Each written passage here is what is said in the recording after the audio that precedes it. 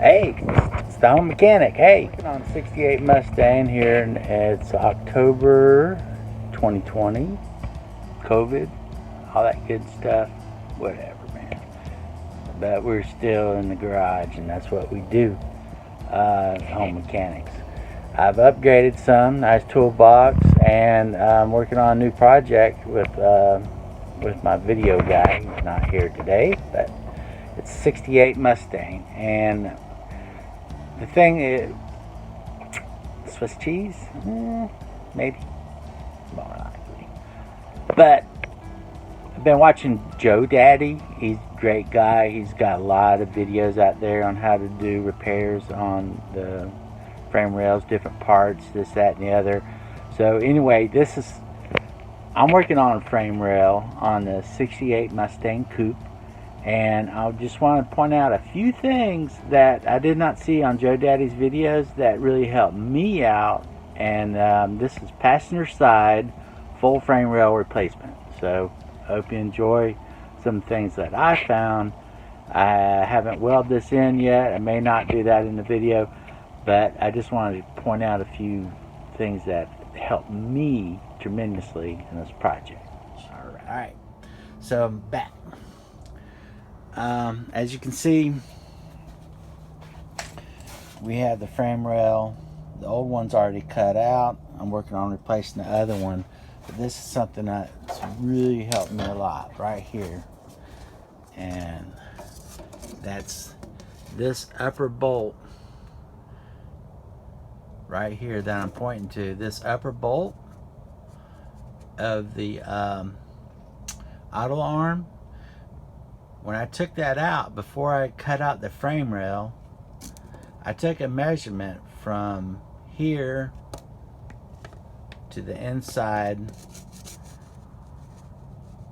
of this shock tower body mount, or motor mount area. So from the inside of here to the outside of that is 9 inches on mine, 9 inches there. To the center, it's 9 1/4. So I just did that one. They do have these really cool lineup holes. Right here is one, and then there's one on the other side. And if you look at the side that's still together, you see that lineup hole right there, and then there's another one on that side as well. The lineup holes here, that dude right there, and that dude right there, and this one right here. Well, on my new frame rail, I have this one, but these don't line up. So that didn't help me out one bit. Come back over here to the new side. And I got a new apron, but I left that in place to help hold it all up. But see, there is the center lineup hole that goes over that bolt right there. There's this lineup hole, and then there's the original spot. So the new frame rail isn't lining up with these holes. All this is welded together down here. I left the tower in place. It's not a common way to do things, but mine was so rusted out, I was able to do it. I have measurements so that my height here and here in the front quarters here, we got all kind of measurements.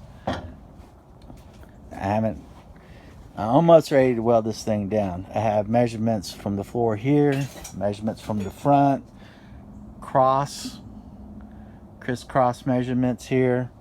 So this thing is just sitting right in place. See? Call me crazy, but that shock tower is still there, and it was so rotted out that it did not take much. On here I got some welds that I cut out for plug weld later down here on the bottom, and the rest of it's drilled out. Come to the back, one last thing. I cut out the torque box for now. Have a measurement across here. When I did the torque box on the other side, I did not do a measurement, but I went and put the I welded a piece in, like from here.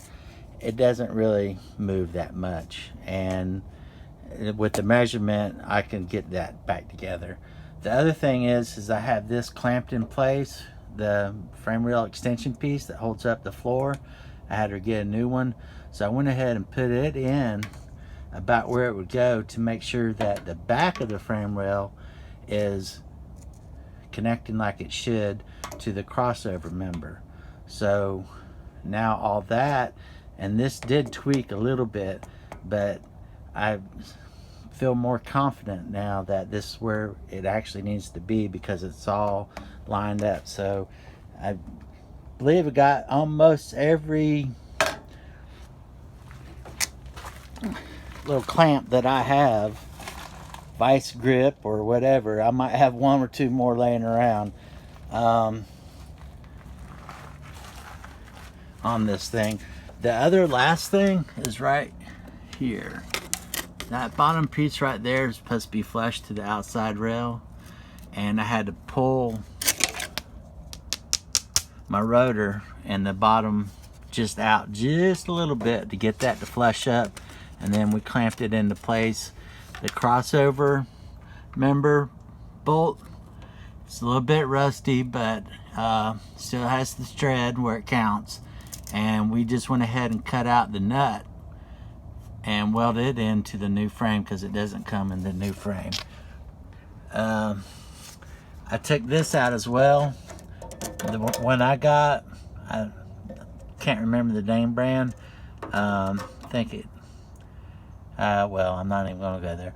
The I don't know if I trust this. This just has two pieces right here, and the original one had these that are on the inside. So whenever you go tighten it down, I have from here to the inside of my bolt, which is almost 3/4 of an inch, that is could possibly go down, and I don't know if I like that. So I'm gonna try to integrate this back in there. I have to sand it down and put my rest nebulator on there, and that's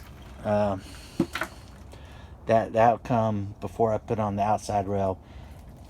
So we have that going on. I hope these little tips help you out. The you know, the alignment holes down here were really close, but they don't exactly line up on this frame rail that I got. However, whenever I push this over and my measurement lines up with that hole for the idler arm, it was the best fit for me. That's it for now. Thanks for watching. Subscribe if you can.